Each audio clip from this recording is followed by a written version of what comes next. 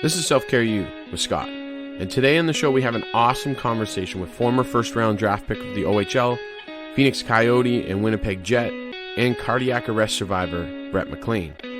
I first met Brett in 2005 when he was traded to the Oshawa Generals from the Erie Otters. It was here Brett would become a 100-point season performer, led the league in goals in 2008, and shared a line with some top-notch NHL players that you may know, Cal Clutterbuck from the New York Islanders, and captain of the Toronto Maple Leafs, John Tavares. Drafted in the second round to the Phoenix Coyotes in 2007, Brett would begin his career in the AHL with the San Antonio Rampages, where he is the franchise leader in points. 2010, Brett broke into the NHL and scored his first ever goal on only his third NHL shift. Brett will tell you himself one of the best career moments is being able to play for the Winnipeg Jets on their first game back returning to the NHL. In the summer of 2012, Brett suffered a cardiac arrest playing hockey, which forced him to retire from the NHL. In true Self-Care U form, Brett realized that your condition is not your conclusion and went on to become the assistant coach of the University of Waterloo's men's hockey team and the spokesperson for the Heart and Stroke Foundation. Today, Brett trains elite athletes chasing their hockey goals with the Hill Academy, and most importantly, is married and has an awesome daughter. This is Self-Care U, and we're about to level up with former NHLer and spokesperson for the Heart and Stroke Foundation, Brett Maclean.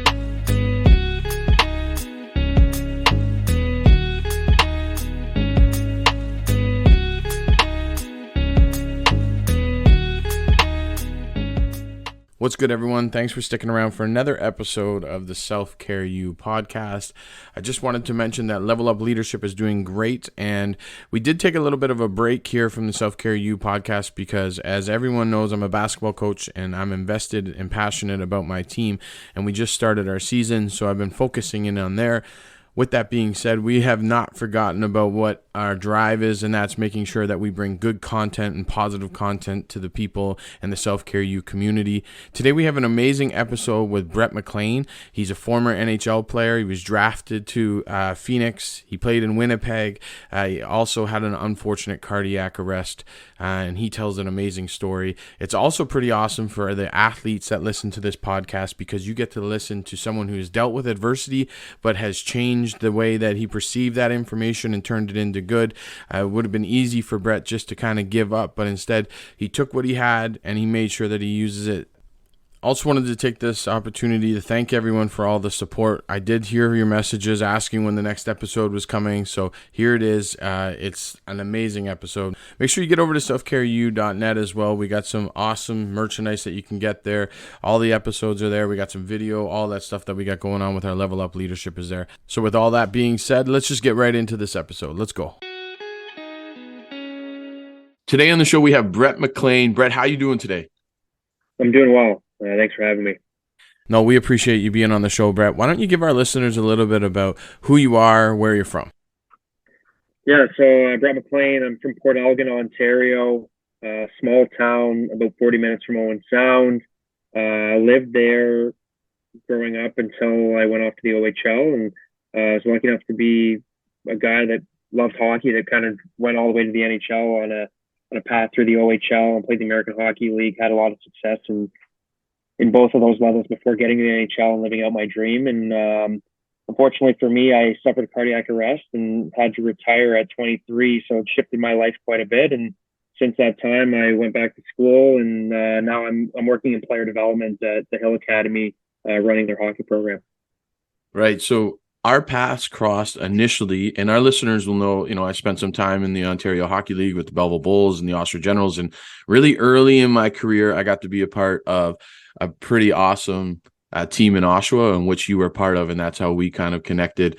So tell me a little bit about what it was like being drafted into the OHL, to Erie and then to Oshawa. Must have been a pretty awesome feeling.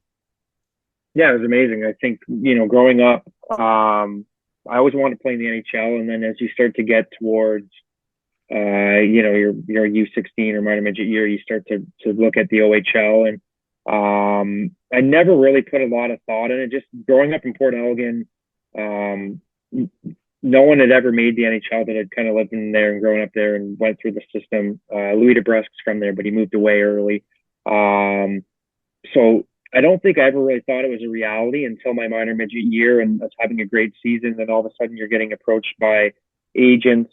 And you start to see scouts at games and get a little bit of an understanding that, you're going to get drafted, and two, you're going to get drafted extremely high, a lot higher than I thought. And I was lucky to play on a great team there, and we had a lot of success. And the OHL draft comes up in April, and all of a sudden, my agent at the time, Paul Capizano, was like, "You're gonna be a first round pick," which was shocking and exciting and amazing. And I didn't really know a whole lot about it, obviously, and then got asked about the day before by Erie if I would go there if I got drafted by them. And at the time, I was like, "Yeah, I'll go anywhere," because it's such an honor to get drafted. And got drafted by the Erie Otters and 11th overall, and played my first year in Erie. I'm a late birthday. I'm a December birthday too. So I was 15 when the season started, very young still. Right. And I think what people don't realize is the step from minor midget. I even played junior B my draft year a bit and was over a point a game there. But the step from that level of junior B to the OHL is huge. But it took me a while to get my feet kind of wet in the league. And in the middle of my second year, I was traded to Oshawa. Never really performed in Erie probably the way that I had hoped or that they'd hoped. And obviously the trade ended up being the best thing for me. And kind of the minute I got there, I just felt more comfortable. I had more opportunity. Was a little bit older, and my career really took off from the minute I got there. Was over a point a game player for the remainder of that year. And then obviously had two really big seasons in Oshawa after that. Yeah, you did, definitely. I remember it was a great run. It was a good team just to be around. Some really big names in there, obviously John Tavares and Cal Clutterbuck being there, Michael Del Zotto, yourself, was a good group. And yeah, you did come into your own, but I did want to double back. I spent some time in the OHL, and I remember seeing players come in when they're very young. I think it was usually too, like around year 2, we would always say in the organization, I don't know if you know Barkley Branch, but Dave Branch's son, we used to talk about how like players would leave and at the end of year 2 of being like a young man and come back as like a full grown man. You know what I mean? And how your game changes in that like year 2 into year 3, but also like young guys just being shell shocked coming into the league and having no idea what's going on. I imagine it creates some sort of anxiety, or were you nervous or anything along those lines? Or Yeah, definitely. And I think my year was magnified too because it was the lockout year. So Corey Perry, Jeff Carter, Mike Richards, guys right. that probably would have been in the NHL were still in the league. And so you get pushed down the depth chart on your own team a little bit, maybe not get as much power play and offensive time as you thought. So I ended up getting 7 goals my first year. And then, I started in the year, I had like 8 points in 15 games or something. They traded me to Oshawa. And even for me, the change in my career was the Christmas break that year. Right. I went home at Christmas, and I don't know what happened. Like I turned 17 and maybe everything changed. Like I came back, and for me, the big turning point in my career, we played, I'll never forget it to this day.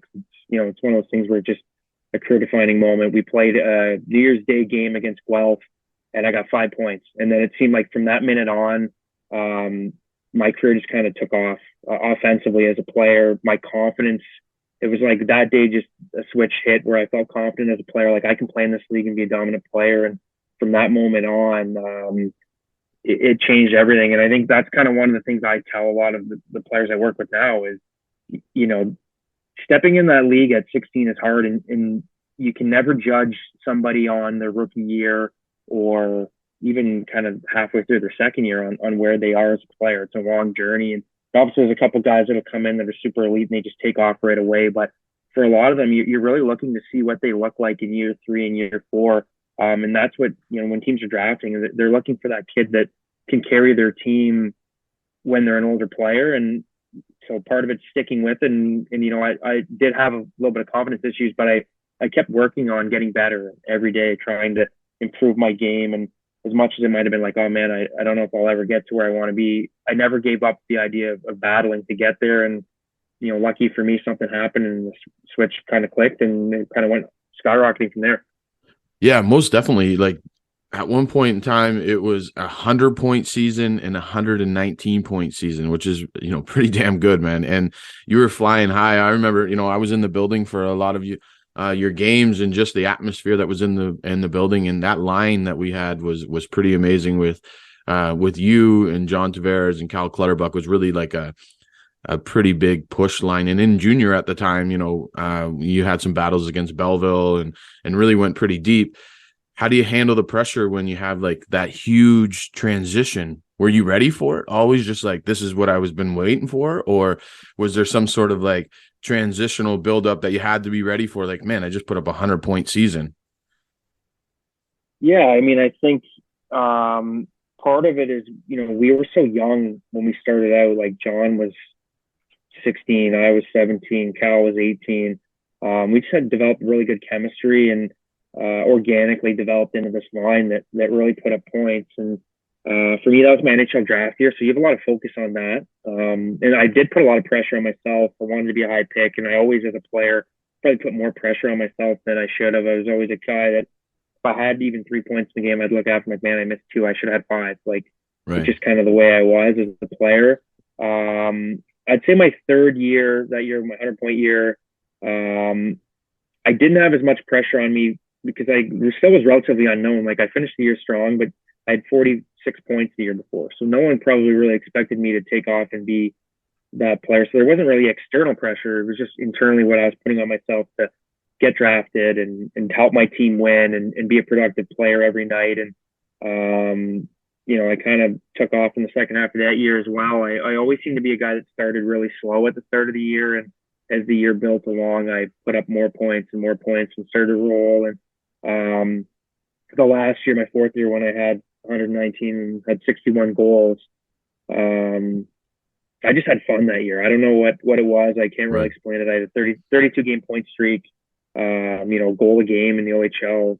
Things I look back on now, like it's pretty amazing that I got to be someone that was able to do that, and was lucky to play in Oshawa on a great team in a brand new rink and play with John Tavares, who was arguably one of the best junior players of all time, and to play with Cal and play with Mike Delzato and Dale Mitchell and a lot of other great players that we just grew up together and had a lot of fun. So I look back on my time there. Yeah, I wish we would have won a championship. That's really the only thing we didn't end up doing, but it was a lot of fun, great experience. And most of the pressure I felt really was just me putting on myself to be great and to be better and to keep doing more and trying to get myself to the next level, both in the OHL and then professionally after that. Yeah, you know what, you're bang on. It was amazing, actually. A new building. We had a great team. I have a lot of great memories from being there. Big shout outs go to Chris White. I don't know if you remember Chris White or Trish Campbell. I do. Good friends of mine still to this day, and great people that I took from my time in that organization. Brett, I'm really interested to hear about, maybe you can give also some of these younger hockey players that we talk to in our Level Up Leadership program and things of that nature, a little bit of an understanding of what draft day looks like. Like, what does having the meetings with the team look like? I imagine it's got to be anxious. I imagine it's like having a job interview at like times 100, but I'm interested to hear what it was like for you. Was it easy or was it nerve wracking? What was it like? Well, draft day is not too bad. It's more the NHL Combine, which happens about a month before the draft, and that was a stressful weekend. You go to, I'm not sure where they do it now, but we went to like a hotel in Toronto, and everybody comes in, and it's like all the prospects, top 150 of them, and you have fitness testing, which is really demanding, and you're super nervous for that, and you put a lot of time and effort into training for that. You see every year the highlights of the guy that didn't do any push or didn't do any bench press, or the guy who killed it on some of the stuff. So everyone's really nervous about that. And then you get a paper that says all of your times and all of your interviews. And I had like 26 or 27 interviews because where I was rated, I was like a late first round, early second round. So everybody wants to talk to you basically. And then you're looking down the list of all the teams. Okay, who didn't want to talk to me? I guess I'm not going there. But then you're like, okay, out of all these teams, who would I love to go to? And everybody has a different process of how the interview goes. Some guys are super nice and they just have a casual chat and they're just trying to get to know you. Some of them are very intense and they're kind of nitpicking your game. Other people try and find personal things in your life and ask you about them. And it's a crazy experience. And obviously it's prepared me great for life moving forward. I don't think I'll ever be nervous going to a job interview after going through that. But yeah, the Combine is an intense day. Luckily I did well on the fitness testing and When I look back on that was a lot of fun. You're with a lot of guys from the league, like PK Subban was there. Me, Dale Mitchell, Brian Cameron was there, Stefan Legion, a lot of OHL guys that you didn't really know that well at the time because you just played against them, and you became good friends kind of going through that process together. And, when I see those guys to this day, it's something we can talk about. The draft itself, obviously for me, it was a little nerve-wracking because you really want to be a first-round pick. And I was right on the bubble, and unfortunately I didn't go in the first round, and the first round was Friday night, so then I had to wait till Saturday to get drafted. And I got drafted about 5 minutes into Saturday. So there was a little bit of stress there that once you get picked, the next day you realize really shouldn't have been there at all. An amazing experience once you get picked, and you can say you're drafted to the NHL regardless of whether you're first round pick, second round pick, wherever it is. And then from that minute on, you really learn that it's about the work you put in from that time. So my draft was in Columbus. It was an amazing experience. I got to be there with my parents, my brother, some of my aunts and uncles were there, and a lot of people that were special to me and helped me along my path. And it's just amazing to celebrate on the Saturday that Right. part of my goal had been reached. And again, something I can look at for the rest of my life that can never be taken away from me. So you kind of start to realize the stress of the Friday night wasn't really that big a deal. But I remember sitting there was a few teams I thought maybe I'd go to, and you get kind of nervous because you're like, oh, maybe this is the pick. And then when it wasn't, I had a good feeling going into the Saturday. I talked to my agent, stuff. He's like, I'm pretty sure you're going to go to Phoenix 32nd overall. Kind of, they were happy to see you fell to that spot. And so I wasn't quite as nervous going into the second day because I had a little bit of, if they wouldn't have picked me, I think I would have been like, oh, okay, now maybe we'll see where I go. But I had a pretty good feeling that's where I was going to go. Yeah, pretty amazing. And there's every Canadian kid's dream, you know what I mean, to hang their hat on the fact that they've been drafted to an NHL team. We all know what Hockey Night in Canada is and how big it is here, and especially in Ontario, but in Canada in general. Drafted 32nd overall in 2007, right, to Phoenix. I'm interested to know kind of like you get up there, you're able to get through the pick and you're selected. What's the emotion that goes through you at that time? Obviously, there's still lots of work to be done, but you must feel some sort of accomplishment for sure. Yeah, I mean, just overwhelming pride in the work that I put in. Again, like I said, growing up in Port Elgin, you would go into class, and every year you pick, like, what do you want to be when you grow up? And I'd say NHL hockey player. And there'd always be people like, you're not going to do that. No one from here ever has done that. So why would you think you're going to be that person? Right. And, and it wasn't, never for me was like, oh, I'm going to prove them wrong. I just loved hockey. That's what I wanted to do.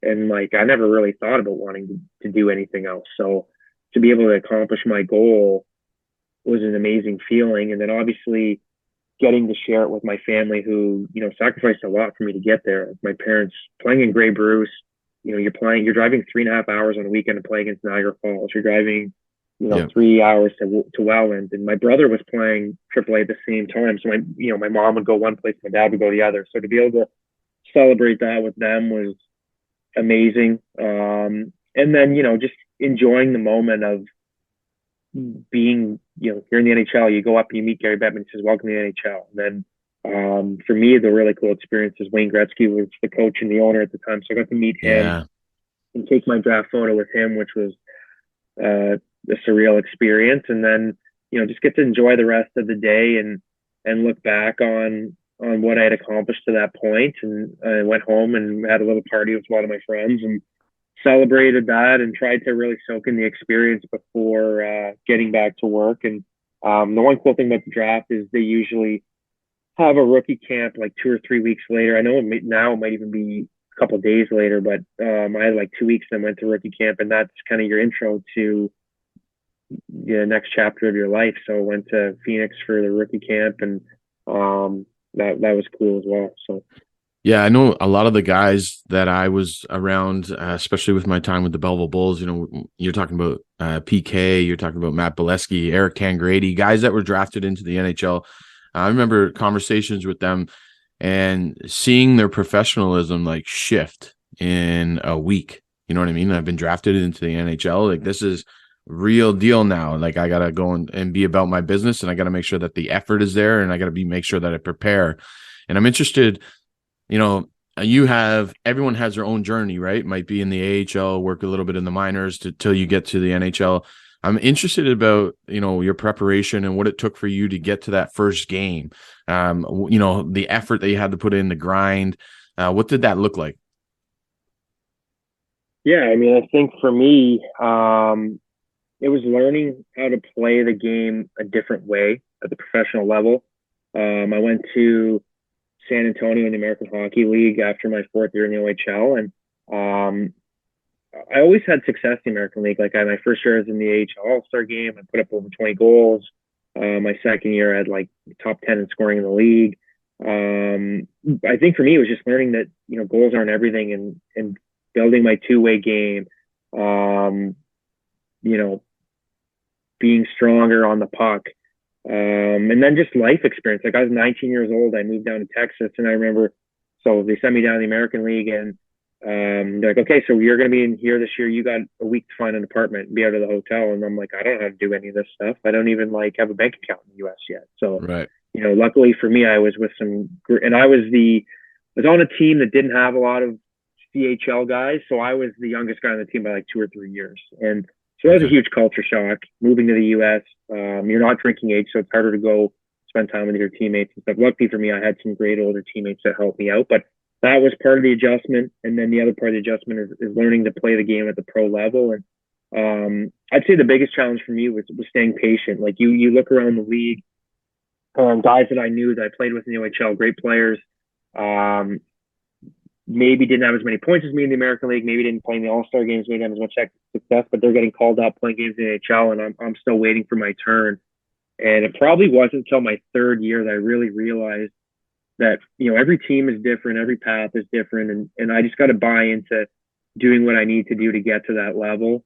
And so it took me 2.5 years to get there to the level I needed to have the opportunity to get into a game. And I still remember getting the call on December 28th at like 6 a.m. that you're getting called up that night to play for Phoenix. And so flying from San Antonio to Phoenix and played the LA Kings. And on my third shift, I scored. So all that time and effort and kind of frustration and learning to grow as a person and as a player paid off, obviously, in that moment. Yeah, and being called up to the NHL, working towards another accomplishment and hitting another goal. I have to ask you, because I'm pretty interested to know about what Winnipeg was like, with them returning. I imagine the facility was pretty juiced up. Everybody was excited. What was it like for you? It was a whirlwind because I was with Phoenix still, going into training camp. Didn't have a great camp. Like I finished the year in Phoenix. I was up with them for like 3 months to finish the year before. So you're kind of like, all right, now I'm kind of getting myself in a spot where I'm going to be a full-time NHL player. Didn't have a great camp for whatever reason. When I look back, like I prepared really well in the summer. So I don't know if it was nerves or what got to me, but just didn't have a strong camp. So I was at the point in my career where they had to put me on waivers to send me down. And obviously my resume and success I'd had the year before gave me another shot with another team. And, you're at practice one day, kind of knowing you're on waivers, not sure where you're going to be the next day. And then you called me off, said you're going to Winnipeg, which was a really cool experience. Jump on a plane, and we're 2 days away from the home opener and the first game back in Winnipeg. So never really had time to catch my breath. Went into the game and was on the ice for the first goal that the Jets ever scored. And I remember just like how loud it was in the arena. You couldn't think, you couldn't talk, couldn't hear anything, just noise. And it was awesome. It was cool to be a part of that. And the city was just electric the entire time I was there. Obviously very passionate group of people that lost their team and realized now they had a second opportunity and weren't going to take it for granted. And, to get to play on a Canadian team, even though it's for a short period of time, is definitely something I'll never forget. And, every kid's dream as a Canadian born hockey player to get to play for a Canadian NHL team. So the fact that I got to do that is pretty cool. Yeah, no, some amazing accomplishments, and you're a great guy. Like I've always had good communication with you when I worked for the organization. It's really easy to sometimes stereotype players, and you're definitely one of those individuals that were easily approachable. understood that, you're humbled and that the goals that you're chasing are just going to be amazing adventures for you for the rest of your life. And I know that obviously there was a shift. And I remember being in my house. I remember hearing it on the news, and I was shocked for sure. I text my good friend Whitey and heard about the cardiac arrest and the situation that you had. And I would really love to just give you the floor, and maybe you could kind of let us know how that transpired and how that really shifted from playing in the NHL and being an NHL player and being drafted 32nd overall to really seeing it gone and your dreams or your goals really being whipped away from you. Yeah, I mean, I think for me, it happened in the summertime, and I was in an interesting spot where, I finished the year, went back on waivers, went back to Phoenix, never got called up again. Kind of went through a spot where I'm like, I don't know what I'm doing here. And then I kind of refound my love for the game and finished the year really strong. And they went on a big playoff run, and I was a black ace, and I really enjoyed myself and kind of had refocused on, just loving hockey again. I think I lost it a little bit that year and found it, and kind of went through this whole cycle. And I remember like 2 days before my cardiac arrest, it's funny what you worry about and then how life can change. Talk with my agent, and I'm like, I don't know if I want to go back to Phoenix. I think I just need a fresh start somewhere else. And so we're like, maybe I'll get traded. If I don't get traded, he's like, well, there's a couple offers in the KHL, and you can go play in Siberia or you can go play in Prague. I think there's like two options, and what would you want to do? And so I'm like, okay, I'll think about it. And see, this is the biggest stress in your life at the moment. And then 2 days later, like I'm in my summer training, and I went to play pickup hockey that night there's a group of pro guys in Owen Sound, like I said, 40 minutes from Port Elgin that we skate with every summer. And we're getting back into summer game shape. And it was our first skate of the summer, and I'm coming down the ice, and I think 40 minutes into the skate or whatever, and I went to make a pass, and I guess I just collapsed to the ice. And at first I think the guys thought I was joking around, and lucky for me, a couple of the guys I play with, Jason Silverthorne and Jason Gallagher, when they came over, they realized something was wrong. I guess wrong thing to happen, but right place, right time. One of the guys I skate with, his dad, Jay Forsland, was a firefighter, and he was there watching. And he saw that I was in distress, and he called 911, and he grabbed the AED, and he knew what to do. And the three of them, CPR and AED, helped save my life. And obviously I was lucky. The paramedics got there, I think, within 7 minutes. And I don't remember any of this, but I got put in an ambulance to Owen Sound Hospital. My parents weren't even home; they were on vacation. So my brother gets the call, and he's trying to call them, and so they were in Algonquin Park. They raced back, and I got airlifted from Owen Sound to London, put in a medically induced coma to kind of preserve, brain function and everything else, just to make sure everything would be okay. Woke up 2 days later in the hospital with no real idea of what had happened. And I guess when I woke up, at first I thought I had drowned, because I don't know if at some point when I was either coming to or out of it or whatever, I thought I was on a boat. And then when they said, no, you didn't drown, I was like, oh, I must have got a car accident, because, I had no recollection that I'd played hockey or anything along those lines. And when they explained that I had a cardiac arrest playing hockey, I was pretty shocked. And then you get the news that, you're not going to be able to play anymore, that your career is over. That's pretty tough to take, and to, realize that everything you kind of worked for, everything you wanted to do, was coming to an end. And this is all in a period of 2 weeks while I'm in the hospital. So, and then at the same time, you're trying to recover. And, I remember the first time I took a shower, it felt like I'd done the biggest workout of my life. And, so I was pretty down, obviously. That was a tough blow for me. And I remember, like, my mom told me, I guess when they were like, hey, you can't play hockey more, I was like, well, why did they bother saving me? That was my original thought. Wow. And then obviously that changes pretty quick, because you realize how lucky you are to be alive and fortunate that I survived. So I went home and started feeling a little bit better, and you're starting to do a little bit more. And, thankful that I'm recovering. And I think one of the things that really helped me is the Heart and Stroke Foundation reached out to me when I was still in the hospital, and asked me if I would want to be a spokesperson for them. And well, first they were just, offering me condolences and anything they could do, but then moved into being a spokesperson for them. And I think that really helped me with my recovery, to be able to share my story in a positive way that has hopefully raised awareness and saved other people, Right. to meet people that have been through similar or much worse situations than me, who maybe didn't even get the opportunity to live out their dream. It really put into perspective that, as brutal as this was and how tough it was, like, I still was very lucky. Got to play in the NHL, still alive. I'm still very active to this day. I haven't had any major issues since. So, it's been a slow build over time, but, I'm at a point in my life where I don't even think about it day to day, and I'm very fortunate to be alive. And even though my life shifted, I'm very happy with where I am. And, I went back to school and got a degree in sports business from the University of Waterloo.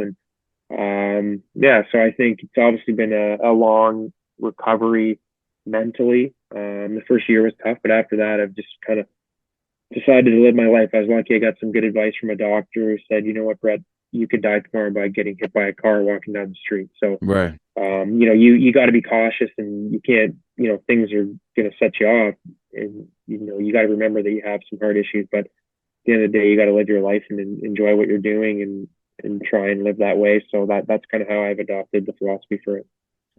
Yeah, it's a really inspirational story. You helped us out with our Level Up leadership when we were doing some work with the Clarington Torals, and we shared your story to them and talked about perspective and understanding that, at any given time, all these great things can be taken away from you. Like the ability, one things we shared too is like the ability to be playing hockey with your buddies, and these memories that you're making right now won't always be there, right? So you want to make sure that you take advantage of the opportunities that you have, so that, it can be whiffed away in 2 seconds and you don't even know where it went. And in your case, obviously, was there something that is triggered the cardiac arrest? Or obviously we understand what cardiac arrest is, but, did they give you a definitive reason, or was it just kind of one of those situations where it just happened? Yeah, I'm one of those unique situations where they don't have a reason as to why. They, have done genetic testing. I've done different tests to see if they could figure it out. And, there's no real answer as of today as to why. I'm sure as we move through my life and technology and research continues to improve, maybe they'll have a reason. Part of the reason I guess they don't know is because nothing else has happened since, which I'm very thankful for. I'd rather not find out and not have any more issues than Yeah, of course. be able to explain it because something else happened. But, yeah, it just seems like a random, for whatever reason, just happened to me. And, I think it's helped me with coaching a lot with kids. I look back on my career, the amount of times that I was so frustrated when, like I said, I'd have a 3-point game and maybe we'd lose 5-4, and I'm like, I should have had 2 more goals. And I would think about those 2 goals for days and weeks, or, even times when I was frustrated about not getting called up, or, little things that you worried about as a player that every player worries about. But at the end of the day, when you start putting this perspective, it's, you're playing a game for a living, or you're playing a game at the highest level you can. You're pretty lucky, you're pretty fortunate, and, there's a lot worse things. And, trying to get a lot of the players I work with to understand that, you're going to go through ups and downs as a player, and, all you can really do is refocus and keep moving forward, and trying to stay working towards your goal. And at the end of the day, things work out the way they're supposed to. And that's all you can really do. That's right. We all have a journey. We all have a path at which, we're chasing our goal or whatever it may be. We have experiences, but, with you, you have a change of course in the way that you're transitioning and that you're moving in your life. And now you're, at the Hill Academy, you're coaching and you're inspiring others, and you have the ability to provide really good feedback. Someone that has been there, been right at the top, and has had it taken away. What's some of those things that you teach these young athletes at the Hill Academy? Aside from obviously, skills, set things, I'm thinking more like mentally from the mindset side of things, some stuff that maybe you address with players on perspective, preparation, things of that nature. Yeah, I mean, one of the biggest ones that I focus on is being a lifelong learner. I think if you look at the great players in the game, great people in business, great people that are around the world that are really successful, they're always learning. So I always tell the players, you might be really good at something, but you can always learn something from someone else, or you can pick up something new every single day or in every situation you go to. So that's a big one for me. The second one is have confidence in yourself. Believe that you're going to do it. If you don't believe in yourself, no one else is going to. And it sounds cliche, but I grew up in, like I said, in Port Elgin, where people are like, yeah, I mean, no one's been there from here, so why do you think you're going to be the first? And if I would have just been like, yeah, you're probably right, I might as well not even try. Well, obviously, I never would be here. So, Right. believing in yourself and trusting the process, and then also, one for me is just being able to adapt and bounce back from both successes and failures. Don't get too high, don't get too low. Kind of stay focused on that. And the last one is just enjoy the process. I look back on my journey, and at the end of the day, we're all trying to get to some goal, but it's not like when I got to play in the NHL on that first game that it's like, okay, now I'm done. It's over. I mean, you're 99.9% of everything to get to that goal was about the journey and the process and trying to enjoy those moments along the way. And sometimes I probably enjoyed it the way I should have. Sometimes I didn't. And I look back on it and was like, there are times when I could have just sat back and been like, even just for a short period of time, like, oh, it's pretty amazing that I've been able to do the things I've done. And for the most part, I wasn't able to do that until my career was over. I think that's a way a lot of athletes are wired, but I think it's tough at times because you spend so much of your life in this journey that you're on to get to the end goal that a lot of people don't really appreciate and enjoy it until they get past that end goal. And then it's too late to really soak in what they're doing or what they just did for 10, 20, 30 years. Yeah. And, I'm a basketball coach in my community. I coach here in a prep school out in this area. And we talk about, for the athletes that I have, their journey is just starting, but we say the same things that you're saying is, making sure you don't take it for granted and sometimes just stop and realize where you are and what you're doing. And that the fact is that you get to play at the elite highest level in the sport that you love, to be an athlete and enjoy it and be around friends is and a pretty amazing accomplishment by itself, regardless of what happens if, you happen to go to college or university or play in the OHL, whatever it may be.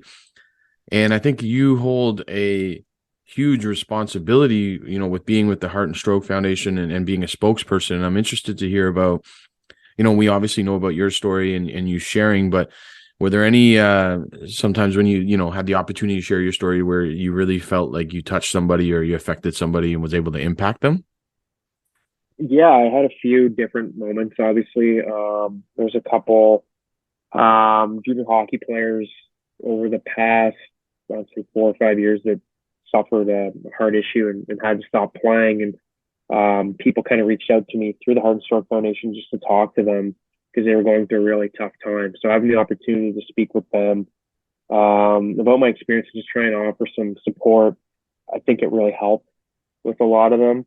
So that's obviously been very special for me because, to go through it when I did was tough, but I couldn't imagine it happening even before you get to your dream. And so that was amazing. And then, I've met some younger individuals that have gone through a tough time and kind of getting to meet them and be around them and try and help them be positive and, realize that life is going to be okay if you have the right mindset has been special. And I think just kind of trying to be an example for people that Heart Stroke can use of someone that's still very healthy, very active. And I always tell people, really, outside of the fact that I am not a professional athlete anymore, my life really hasn't changed a lot. Like I still maybe not quite as don't exert myself physically the way I used to because I'm not training to be a professional athlete, but I'm still very active every day.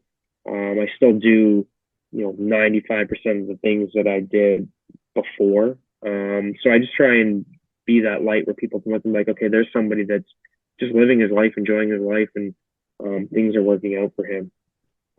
Yeah, I was bragging about this conversation that you and I are having at my practice the other day and sharing athlete to athlete, I'm going to have a conversation with somebody who has a very good perspective on where they are in their life now, feels very grateful for being here, but at the same time is willing to help individuals. And that's the most important thing with Self-Care U and Level Up Leadership, is that we're continuously having these conversations to share information so that, maybe hopefully some of these athletes are going to listen to this podcast and take some of your advice and really use it towards chasing their goals. I'm interested to hear, what young Brett Maclean advice would give to like maybe a 14-year-old Brett Maclean. You know what I mean? Like, what would you say to yourself at the age of 14 that would help you chase your dreams that you didn't maybe know about?